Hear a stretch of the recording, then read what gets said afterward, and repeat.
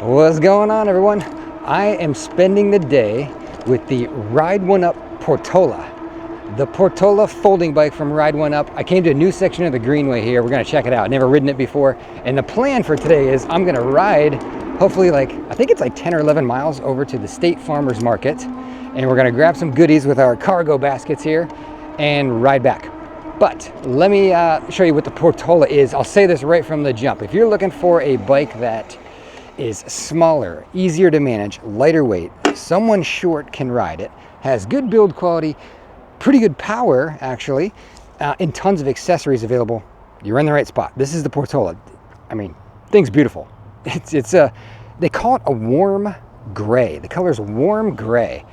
It's really like creamy gray. I almost want to call it like fog, but I pulled this thing out of the box and my wife was like, that's nice, I like that. Is that mine? Can I ride that? Which she's not big into e-bikes, so for her to say that, that is a plus. That's a good feather in your cap, Ride1Up, that she actually wanted to get on and ride this thing. She really liked the color scheme. It is a nice fit and finish for around $1,000. This is, you know, their, what did they call it? Best value bike, I think what they said. This is the $1,100 version because I got the bigger battery pack. This is 13.4 amp hour, 48 volt. They make one that is 10.4 amp hour, and that one's $995. So for right around $1,000, you're getting a pretty smoking deal on this thing. And let me hit you with about 30 seconds of specs here, and then we'll continue our ride. Got a Trauma front suspension fork. The tires are 20-inch by 3-inch wide. Some of my favorite sizes. I like the 3-inch wide tires. They still give you a good footprint, but they're really nimble. It's a folding frame bike. It sandwiches in half. The battery is a top load design where it comes out the top of the frame instead of out by the wheel. I like that a lot better. I've got accessories on it that they gave me, which is a front rack and basket, and then also a rear cooler with I got loaded with my lunch and some drinks and stuff. So we got stuff chilled on the seat behind us. The rack is welded onto the frame. They make a rear passenger kit for it too. So really strong rear rack. It weighs about 60 pounds. With these accessories, it's about 70 pounds. Motor, 750 watt geared hub motor, quite peppy. I was impressed actually with the power on this. It's a lot peppier than I thought it would be. 20 amp controller. It's been peaking around 1100 watts for me. So pretty solid power. You got trigger shifters here, 8-speed trigger shifters, a little bell, hydraulic disc brakes, simple display off to the side, left hand thumb throttle. There you go, there's the basics. Let's get going on our trip here because I'm getting hungry. I want to stop for lunch. The throttle, thumb throttle, takes you to 20 miles an hour. That's it. Cuts out after 20. If you want to go faster, you got to pedal. And it'll take you to 28 easily. And you don't even have to push on the pedals because it's a cadence sensor. But it's not a speed-based cadence sensor, it's watt-based. So for those of you that really know what I'm talking about, when you put it in like pedal assist 2, it doesn't just drag you to 12 miles an hour or whatever. It gives you a set amount of power. That's a much better system. All the Ride1Up bikes that I've been on have that system, a watt-based cadence, way better than the speed-based. I've never been over here, so we're doing an adventure, exploring adventure today. Is there a straight stretch over here? Let's find out what's around this curve. Oh, a deer. 2 deer. I've been seeing so many deer lately. I don't want to hit a deer on my e-bike. So let's see, we're at 24 miles an hour right now. Give me 800 watts. Well, there's 28 miles an hour. Just spinning the pedals easily. I mean, it's got decent speed. But I mentioned right at the start that even a small, shorter person can ride this. I had my wife try it out. Take a look. All right, what are the good points? It's a good looking bike. And I really love the height. And the height, okay. What are the bad points? You know what I don't like. The thumb throttle. The thumb throttle. Okay. Okay, action. Let's see it. Okay. 5'3.5". Fit perfectly with your feet down. Feet down. And these are flat shoes. Like. And you put the seat up. You raised the seat like 2 inches. I did. Wow. It's a little uncomfortable. Yeah, you normally ride like 32-inch seat height. Yeah. So you actually had to raise it up 2 inches. That's good. It's a very nice bike. Fits you well. It's my color. It is a nice color. I like the creamy gray. I really do. What was it called? I can't remember. Warm gray. Warm gray? Warm gray. Looks more beige, but it's nice. You approve. I approve. Okay. Height approved. Perfect. All right, let's see it. 5 feet even, you said. 5 foot and a quarter to be precise. Okay. Whee! So I'm so excited because I feel like all e-bikes are really giant horses. Not this one. Not this This one. is minimum seat height though, 30 inches. So 5 foot. Right away, I notice I can put my feet on the ground, which is so nice. Let's zoom. Try it out. Wait, what do I actually press to drive? The left-hand thumb throttle is gonna. This is the power, That's your throttle, yeah. and then these are my brakes, right? Correct. Okay. Woo!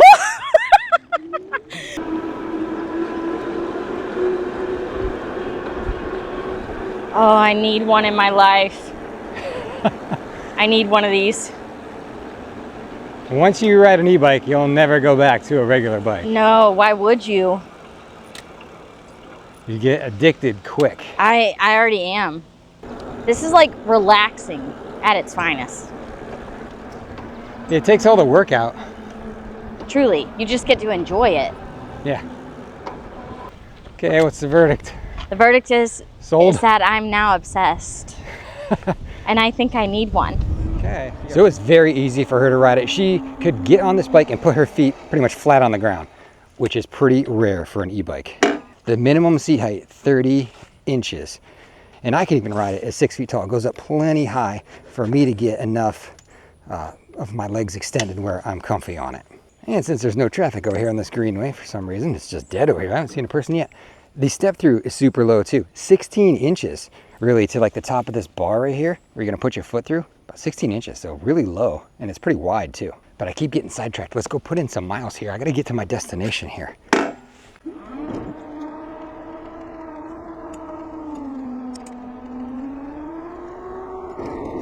I don't know if you can see this up in the distance there, but there's a deer standing there looking at me. What is all the deer over here? Is that real? It's real, there it goes. Jeez. That's 3 already. I've only been riding for like 5 minutes. I got 8 speeds here, but I gotta tell you, I've been using gears like 6, 7, and 8, and that's it. Because you can only feel in the pedals, I mean, at 28 miles an hour, you're totally running out of feeling in the pedals. So it's definitely geared for slower speed. Handlebars not adjustable. There's no adjustment in the height of the bar, but it's at a good spot for me. The only thing comfort-wise I think I'm missing is a softer seat or like a suspension seat post. That'd probably be my first thing to change on it. All right, we have made it to our destination. Let's power off here. I think we were pretty efficient with our battery. We only lost one little sliver of battery over like 11 miles.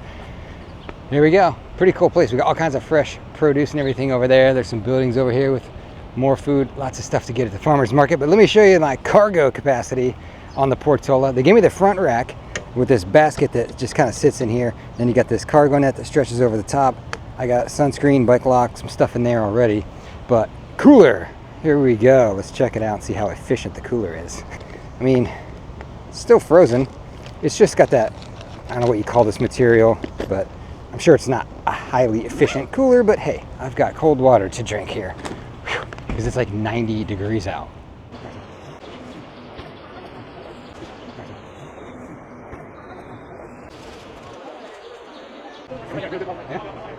All right, we did it. We got something for everybody.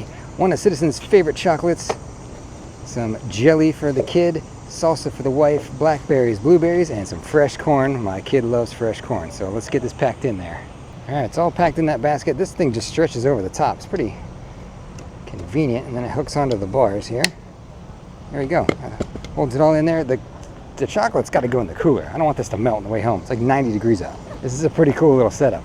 If you need an errand running bike, I mean, here you go. All right, we're on our way back. You know, I pedaled pretty good the whole way out here. I was pedaling the entire time. We lost one sliver of battery in like 11 miles. So way back, I don't think I'm gonna pedal. I'm just gonna cruise, throttle only.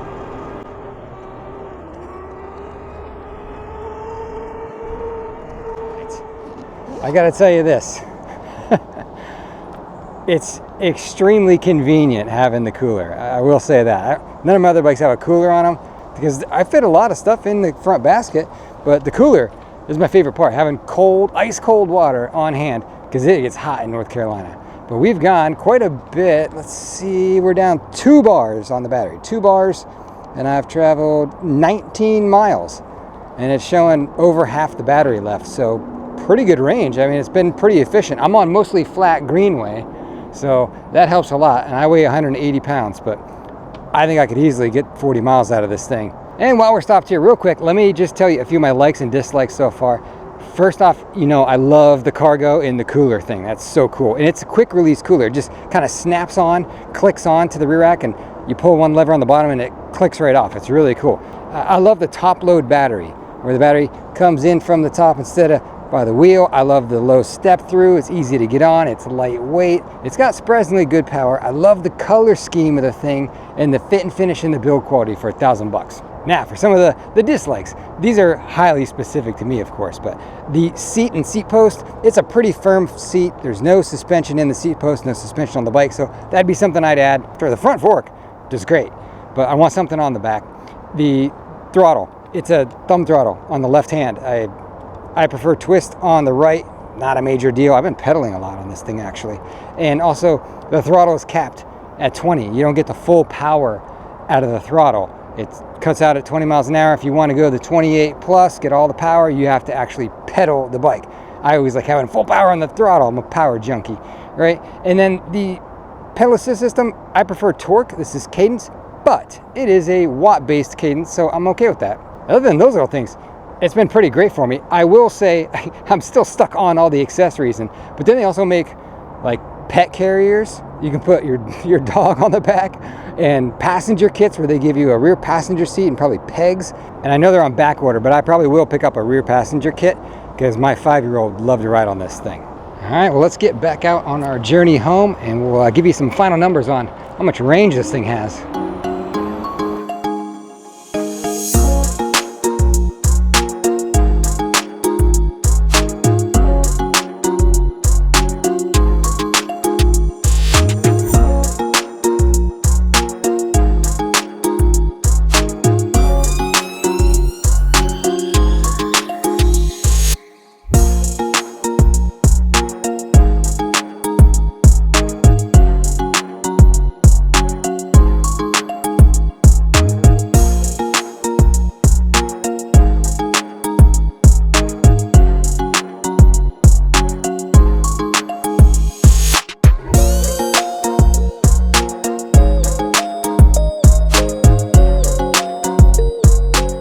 We're doing some high speed now.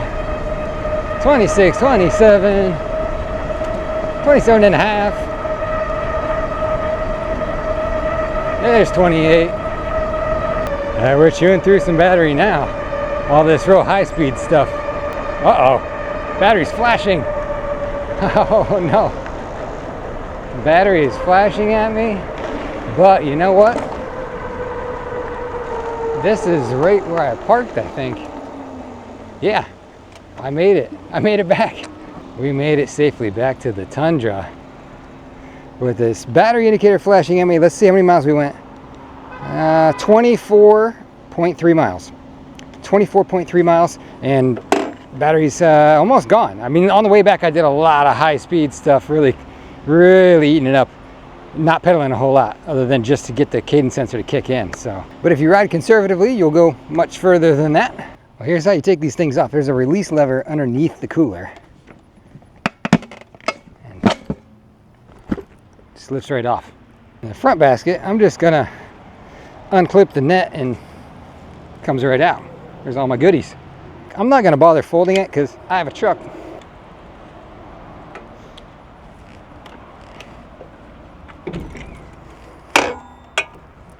All right, well, this is the Ride1Up Portola, everybody, and it's certainly got some conveniences to it, and I'm curious. Has it got you rethinking what features you might want out of your e-bike? Let me know in the comments. See you next time.